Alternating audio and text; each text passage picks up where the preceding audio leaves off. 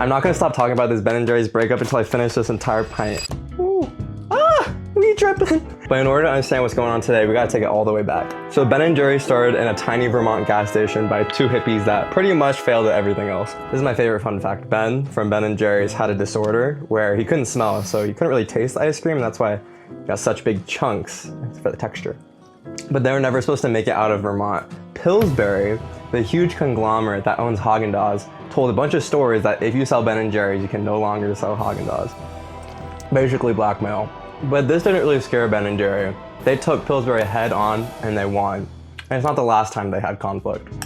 Through ice cream flavors, they were able to call politicians out and support gay marriage. They made the world's largest baked Alaska to protest drilling in Alaska. And they raided the US Capitol to support voting rights. And they've done so much more. Ice cream level update, we're about like right here, and my tummy's already hurting.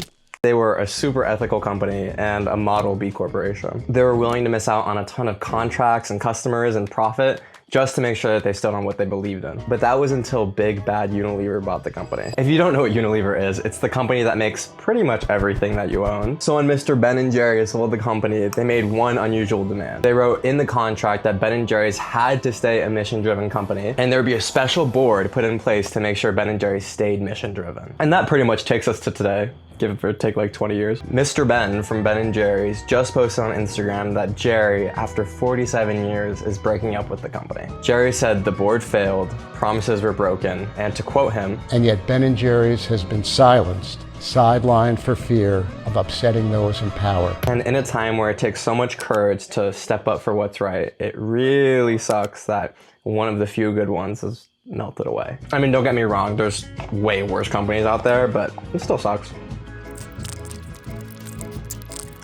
Add them to the B Corp graveyard, as well as this pint.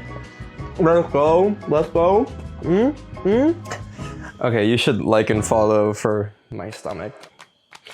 Okay.